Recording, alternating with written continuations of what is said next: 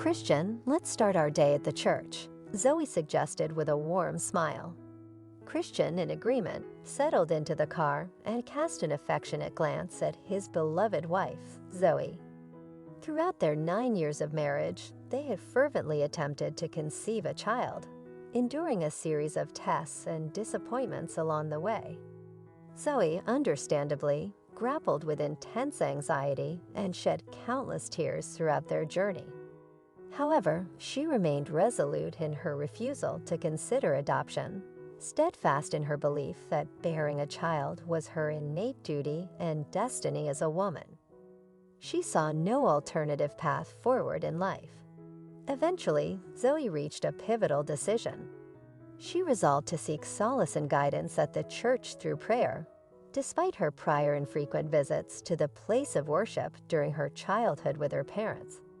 She sought counsel from the parish priest, devoted herself to prayer, and gradually found peace, allowing her obsession with having a child to wane. Miraculously, a month later, Zoe discovered she was pregnant, and jubilation washed over her. From that moment on, she faithfully attended church every month. A year had elapsed since their beautiful baby girl had been born, and her commitment to the little church remained unwavering. Zoe now sat beside Christian in the car, radiating happiness and contentment. The arrival of their child had deepened their bond and brought them closer than ever. Christian parked the car outside the church, and Zoe draped a scarf over her head before stepping out. However, Christian chose not to accompany his wife on this occasion. While he had faith in God, he believed that attending church should be a personal and heartfelt choice, not an obligation. And today, Christian felt no such compulsion. As his wife disappeared through the church doors, he absent-mindedly gazed out the window. His attention shifted to the departing churchgoers, and he pondered the reasons that had drawn them here today, whether it be joy or sorrow. Growing weary from the prolonged sitting, he decided to step outside for a breath of fresh air.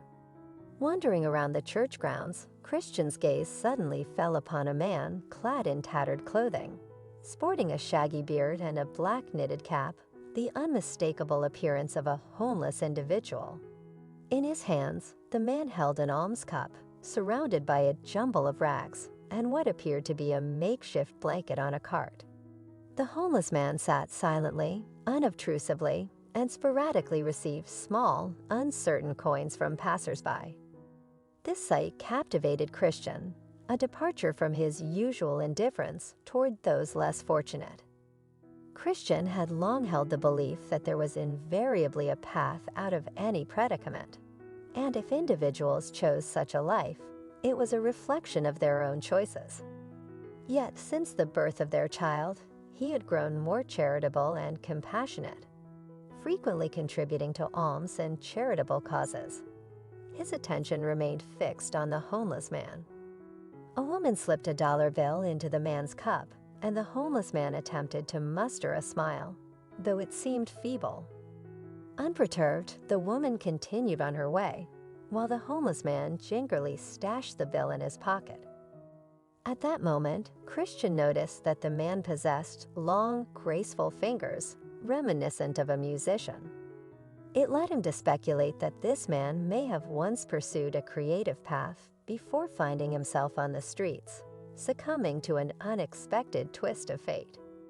Drawing nearer, Christian retrieved a substantial banknote from his wallet and gently placed it into the man's cup.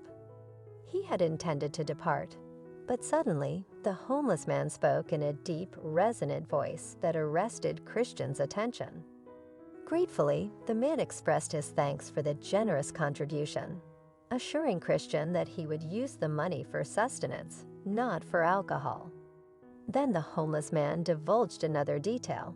Whenever he managed to accumulate some funds, he would make his way to a store a few blocks from the church. There he found solace in the presence of a woman who extended him a rare kindness and treated him with humanity. Christian stood rooted to the spot, unable to bring himself to leave. The strikingly deep voice bore an unexpected familiarity. Driven by genuine curiosity, Christian inquired about the duration of the man's plight and why Nathaniel, the vagabond, appeared surprised that a well-dressed individual like Christian would engage in conversation. Nathaniel harbored the belief that no one would take an interest in his fate, considering the multitude of homeless individuals on Earth, each with their own unique narrative of how they arrived at such circumstances. Christian's sincere concern compelled Nathaniel to share his harrowing story of 3 years of homelessness. With a heavy heart, Nathaniel disclosed that he had once been a respected doctor, his fall from grace swift and brutal. In the blink of an eye, society had turned its back on him, rendering him a nobody and an unwelcome vagrant. For 2 years, he sought refuge in the basement of a building, and when it was eventually locked, he was cast onto the unforgiving streets, clinging to the hope that one day, the bitter cold would bring an end to his torment. As Christian listened to Nathaniel's tale, his heart swelled with empathy. He recognized that voice from about a decade ago and had vowed never to forget it. "You were a surgeon," Christian uttered in a hushed tone. The homeless man turned to him with a sharp and cautious gaze, nodding in mild astonishment. "It's strange that someone recognized me," he replied. "Yes, I used to be a surgeon, but now I'm nobody." Christian was taken aback, his gaze fixed on the man who had saved his life a decade ago, literally pulling him back from the brink of death. Christian had once battled a severe case of appendicitis, and due to a misdiagnosis, peritonitis had set in while doctors were treating him for another ailment. At that time, Christian's chances of survival had been perilously slim. None dared to undertake the operation, except for Nathaniel, who had taken on the case and successfully saved his life. Both before and after the surgery, Nathaniel had repeatedly reassured him, saying, "Everything will be fine. You'll live a long and happy life, and you'll do so many good deeds. So keep your head up. You're going to live. I'm not giving up on you. You just have to fight." Christian had indeed survived, albeit with a portion of his intestine removed, and he had pledged never to forget the doctor who had rescued him. "I remember you. I recognize your voice," Christian said to the homeless man, overwhelmed with gratitude. But Nathaniel merely lowered his head, murmuring that he should have been the one to receive help. Undeterred, Christian drew nearer, crouched down beside Nathaniel, and implored him to continue his story, to elucidate why he had become homeless. Passers-by were taken aback by the sight of a well-dressed man engaging in conversation with a destitute stranger, but Christian paid them no mind. Now Christian's sole focus rested on Nathaniel and his narrative, and the former surgeon began to recount the dramatic transformation his once successful life had undergone. It all unraveled after he caused a catastrophic car accident that claimed the lives of his wife and daughter. Furthermore, the accident inflicted injuries to his hands, robbing him of the ability to perform surgeries. To compound matters, his father-in-law, a powerful figure in the city, had lost his beloved daughter in the tragedy. His father-in-law's unforgiving wrath knew no bounds, and he relentlessly pursued a vendetta to utterly ruin Nathaniel's existence.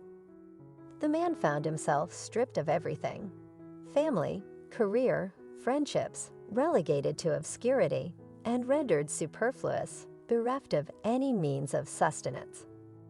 This relentless downfall had ultimately led him to the streets, a desolate existence on the margins of society.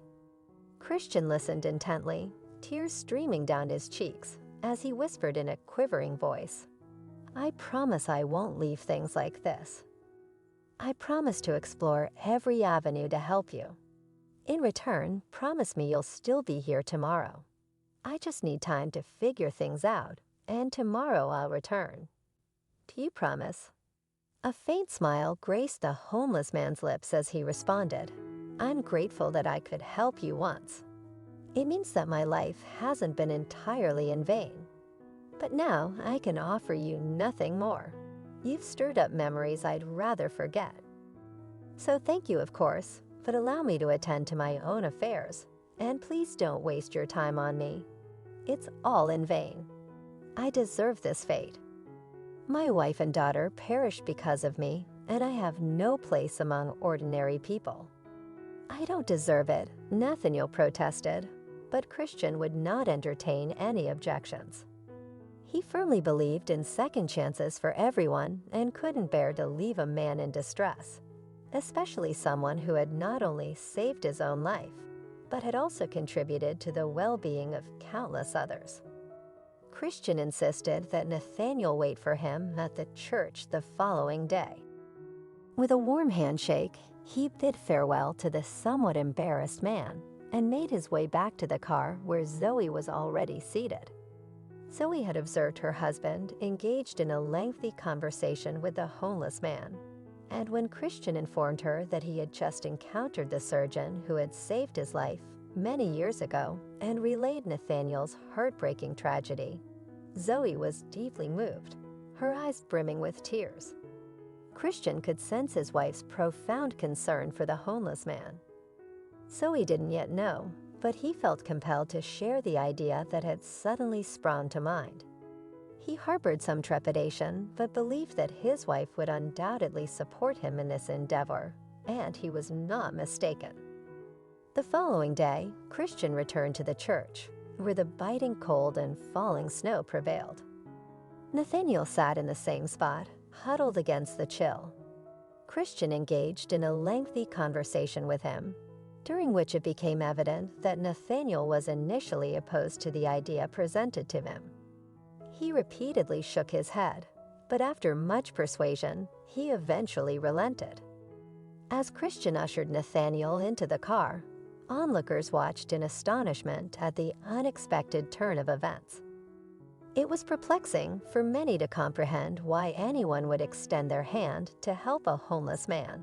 But the answer to that question resided solely within Christian's heart.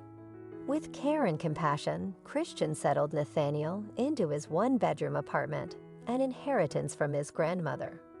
The apartment had remained vacant for an extended period, and Christian had once contemplated selling it, but an inexplicable force had prevented him from doing so.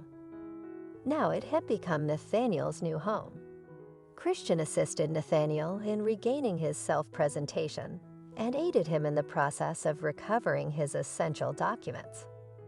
Initially, Christian provided Nathaniel with financial support to cover his basic needs, but he had no intention of allowing the man to become overly reliant on his benevolence. Nathaniel actively embarked on a job search, and after several months of persistent effort, he secured employment as a custodian in a kindergarten. It might have been a humble, modestly paying position, but it held a special place in Nathaniel's heart. Beyond his custodial duties, he took on the role of a gardener and lent a helping hand with various tasks around the kindergarten. He cherished the sounds of children's laughter, watching them joyfully at play in the courtyard. The kindergarten staff held him in high regard, treating him with respect, politeness, and warmth. They recognized his innate kindness and responsiveness, intuitively sensing that beneath his current circumstances, he possessed a profound education and intelligence. Though everyone could sense a hidden past in Nathaniel's life, they tactfully refrained from prying into it. Christian found fulfillment in facilitating Nathaniel's transition back into a life of normalcy. As time passed, Nathaniel began to regard Christian as a beloved son, and each day he expressed gratitude to a higher power for the incredible opportunity to once again become a valuable and indispensable member of society.